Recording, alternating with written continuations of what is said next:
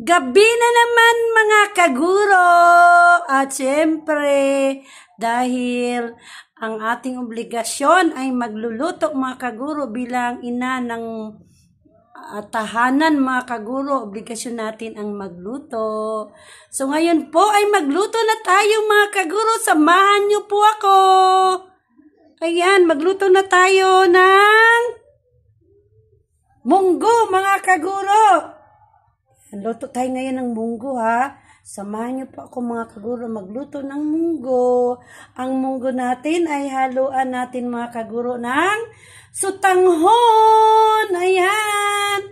So babaguhin, iibahin naman natin mga kaguro dahil mas sa mga nagdaang luto ng ating munggo ay munggo lamang po. Ngayon po ay haluan natin ng sutanghon mga kaguro. At syempre hindi mawala ang ating chicharon. At ang ating pangunahing bida mga kaguro, yung ating baboy at lalagyan din po natin, hinahaluan natin ng manok mga kaguro. Baboy at manok ang ilalagay natin. Yan. Ang isasahog natin sa ating munggo ay baboy at saka manok. Pero hindi po marami yan. Kaunting manok, kaunting baboy lamang po. At syempre po meron po tayong bawang, kamatis, sibuyas, at syempre meron din po tayong meron din po tayong pork cube at saka magic sarap mga kaguro. At syempre ang asin natin ay hindi ko na po pinakita dahil nandun pa po sa lagyanan. So ayan po, nakaready na po yung ating kawali na paulit-ulit natin ginagamit mga kaguro. Meron po tayong kawali doon mga kaguro. Binili ko po ayan. Yan, hindi pa po yan nagagamit. Kasi malaki po kasi kaya kailangan po dyan ay maramihang luto. Ayan po. So, hindi po natin ginagamit yan mga kaguro. So, lagi-lagi po natin ginagamit ang bida nating kawali mga kaguro. So, ayan. Samahan niyo po ako mga kagurong magluto. So, habang magsalang tayo ng ating pagluluto ng ating munggo, mga kaguro, ay nakasalang na rin ang ating sinaing. Ayan.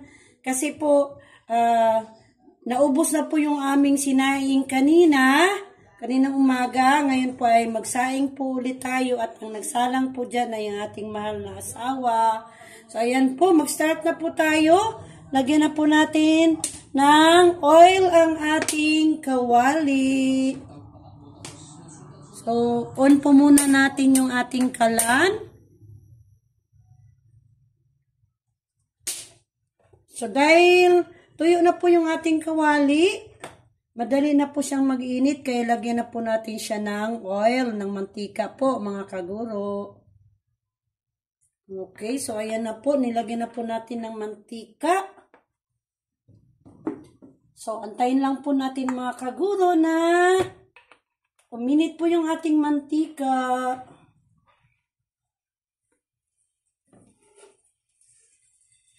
Ayan.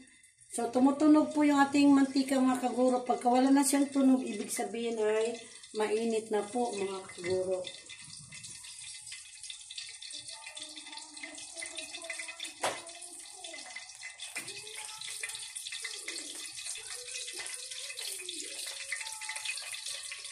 Habang nag-antay po tayo mga kaguro na uminit ang ating mantika, shout out po sa lahat ng aking mga subscribers, sa aking mga viewers, sa mga silent viewers ko po, sa mga nanonood ng aking vlog. Thank you for clicking my vlog mga kaguro. Maraming salamat. Shout out po sa inyong lahat. At doon din po sa aking mga nakilala through commenting po sa aking vlog. Mga vlogger po na medyo na monetize na po.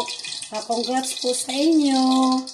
At salamat po sa pag-comment down sa aking mga vlog. Thank you so much. Hindi ko man po kayo mabanggit lahat or mababanggit po ay sina-shout out ko po kayong lahat. Ayan po. So, wala na pong tunog yung ating kawali. Ibig sabihin ay mainit na po yung ating mantika. So, ngayon po ay igisa na po natin ang ating bawang, sibuyas at kamatis. So, lagay na po natin ang ating bawang mga kaguro.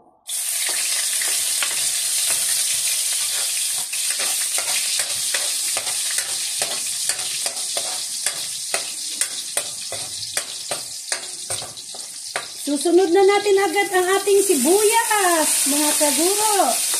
Para mabilis ang ating pagluluto dahil ang oras po ay 7:30 na po.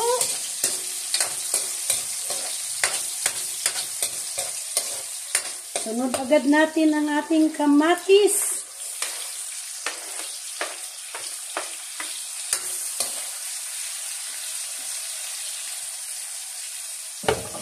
Maraming salamat po sa panunod ng aking mga vlog, mga kaguro. Taos puso po ako nagpapasalamat sa inyo. At doon po, kapag madaanan nyo po nawa ang aking vlog, mga kaguro, sana'y panoorin nyo po. Maraming salamat.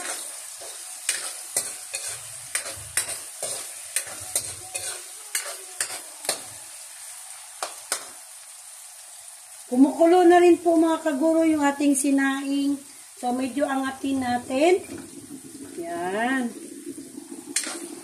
Para hindi po umapaw yung sabaw ng ating sinaing mga kaguro. Inaangat ko po yung takip.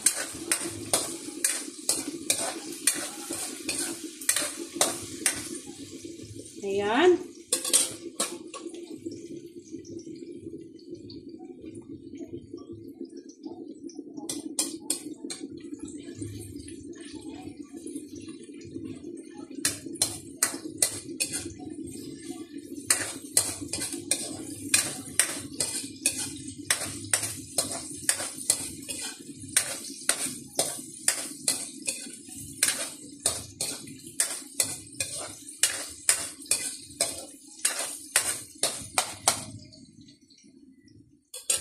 Ayan. So, lagay na po natin mga kaguro yung ating manok at saka baboy mga kaguro na pansahog ng ating munggo.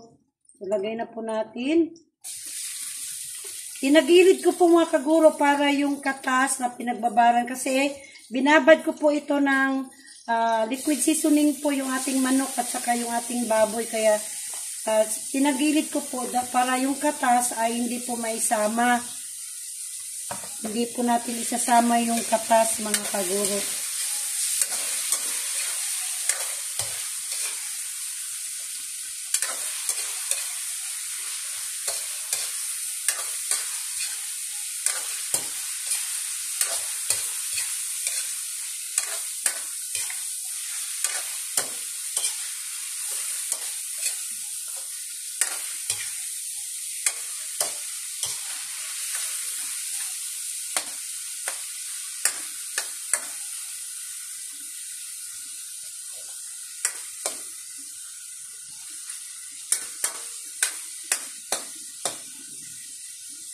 Alam nyo ba mga kaguro na ang munggo ay masarap din po haluan ng langka.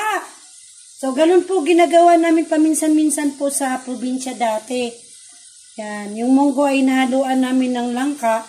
Yung langka po ay sinachap-chap namin na parang kasing pino ng munggo. So, tinatadtad namin po yan mga kaguro para lumiit. Saka namin hinahalo sa munggo.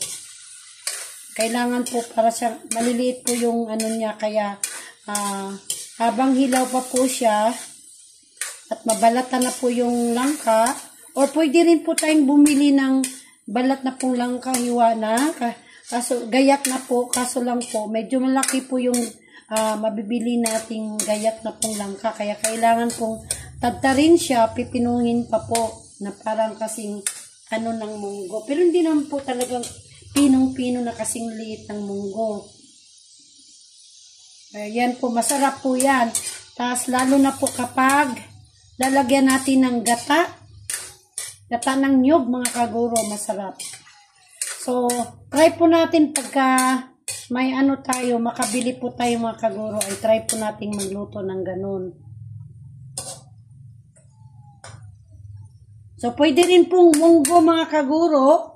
Hindi karni yung ilalagay natin, yung ano natin pansahog, kundi pwede rin pong daing or dilis mga kaguro, tuyo na dilis.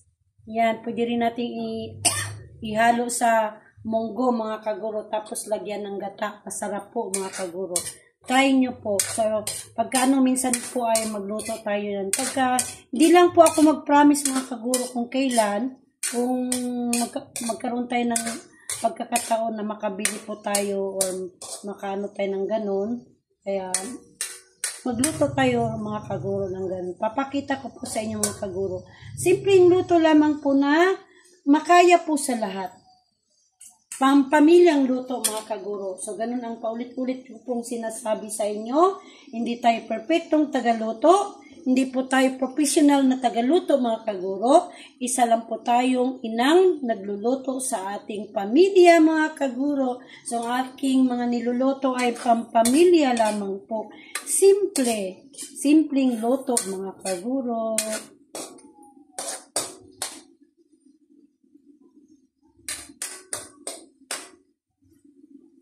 Ayan. So, wait lang po natin siya na medyo mag-brown po yung karne natin bago natin isama sa pag-isa ang ating munggo mga kaguro.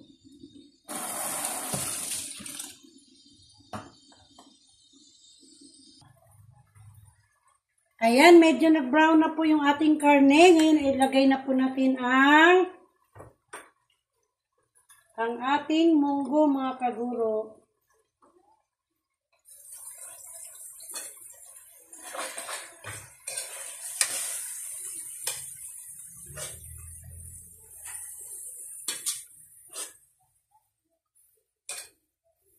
Unti-unti nating haluin mga kaguro.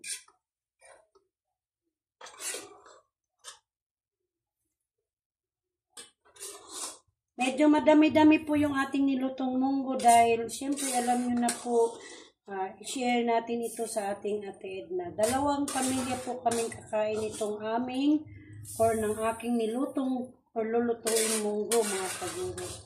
So, buhos na po natin mga kaguro, lahat, yung ating munggo. Yan. Haluin po natin mga kaguro.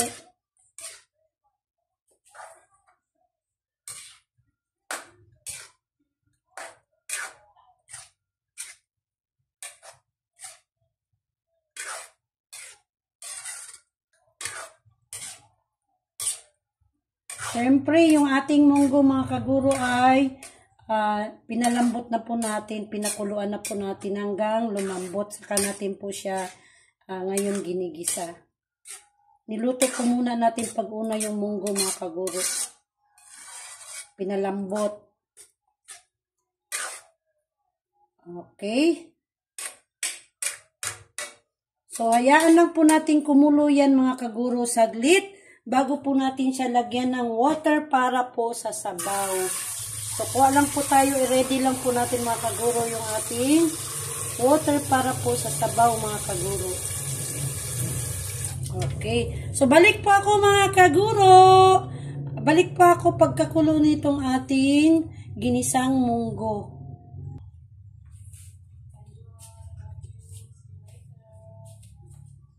Tingnan natin mga kaguro para lagyan na natin ng sabaw ng water. Ayan. So, lagyan na po natin ng sabaw mga kaguro ng tubig. Ayan.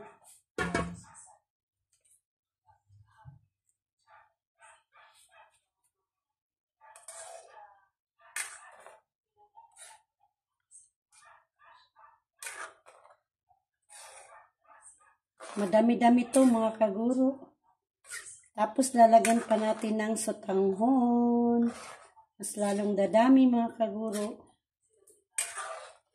Kung malapit lang po sana dito yung isa kong kapatid, yung bunso namin na si Elmer, pwede nating bigyan nito. Kaso lang medyo malayo po sila mga kaguro. Si Ate Edna lang po yung katabi ko po dito. malapit sa akin. Kasi yung bahay ni Ate Edna ay harap lang po ng bahay namin mga kaguro. Kaya kung ano yung niluluto namin ay mag-share kami mga kaguro. Ganyan po ang magkakapatid. Walang damutan, magbigayan, magmamahalan mga kaguro. Magtutulungan.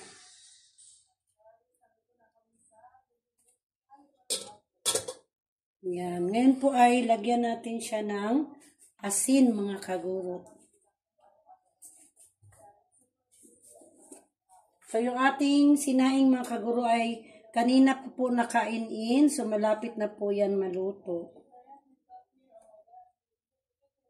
So lagyan na po natin ng asin mga kaguro. So tansyahin lang po natin mga kaguro yung paglagay natin ng asin. Tayo lang din po mag-ano kung ano ang sukat ng ating panimpla. Hindi ko naman po masabi kung ilang tablespoon ang ilalagay na asin mga kaguro. So, nasa atin na po yan mga kaguro kung ano ang sukat ng ating timpla or panimpla mga kaguro.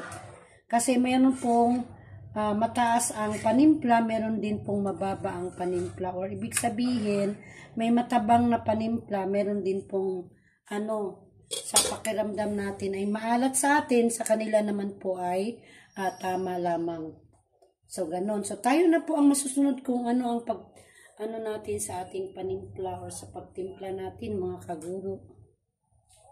So, ayan. Lagyan na rin po natin mga kaguro ng pork cube.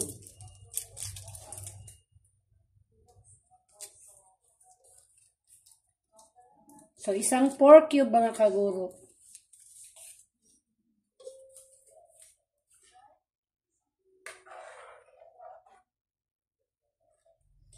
Pagkakulo niyan mga kaguro ay pwede na nating ilagay ang ating sotanghon. At pagkatapos ng sotanghon ay isunod naman natin ang ating chicharon.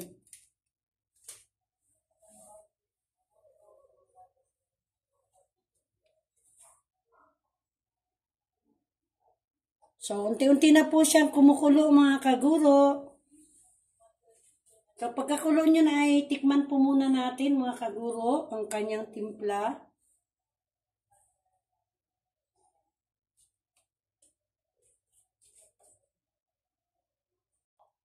Kumukulo na po mga kaguro, tikman na natin.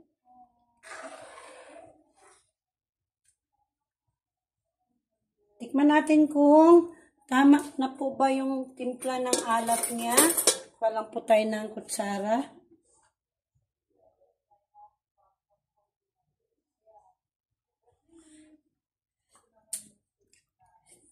Konting asin pa po mga kaguro. Lagyan pa po natin siya ng asin.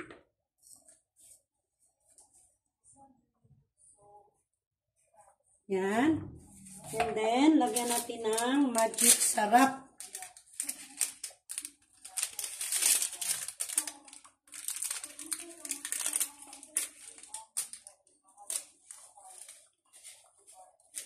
Yan.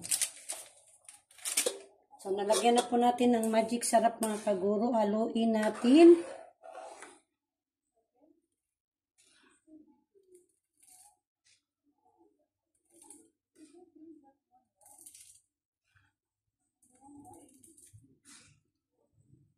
Yan.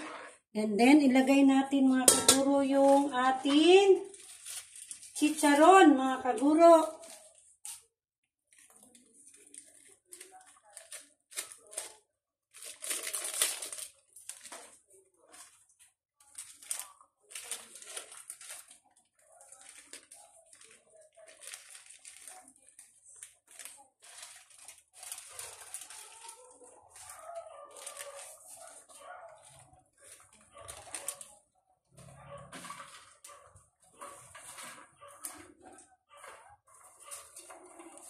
Natapon po yung isang balot. So, buhos na lang po natin dito. So, So, ayan po mga kaguro, nilagay na po natin ang ating sitaw sa mango.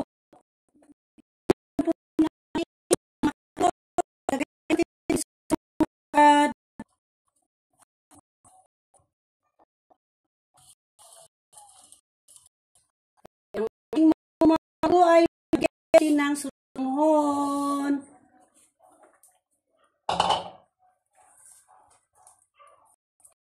Painitan po mga kaguro ng kaunti yung ating apoy. Yan.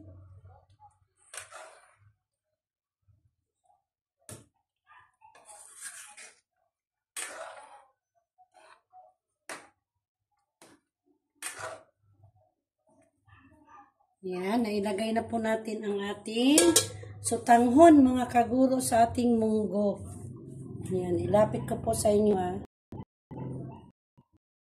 Yan, kaguro na sila po natin ang munggo at rin po yung sutanghon.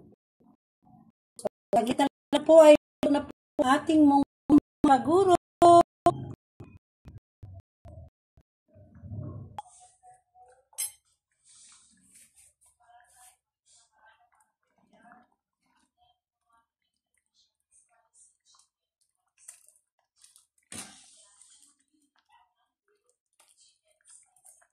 Ayan, kitang-kita nyo naman po ang munggo at sutanghon mga kaguro.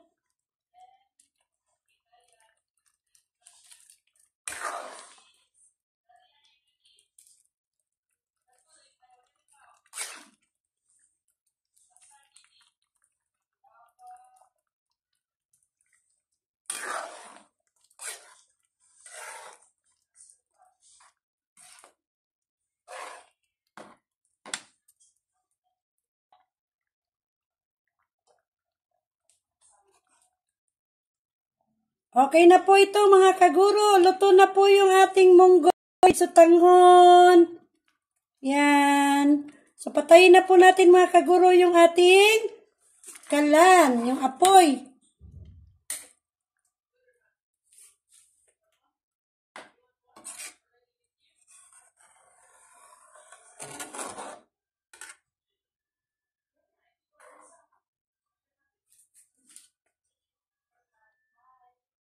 Okay, ayan na po mga kaguro. Maraming salamat po mga kaguro at sana'y nalibang kayo at na-enjoy kayo sa aking vlog, sa aking pagluluto. Thank you very much po and God bless you all. Bye-bye! Kain na po tayo mga kaguro.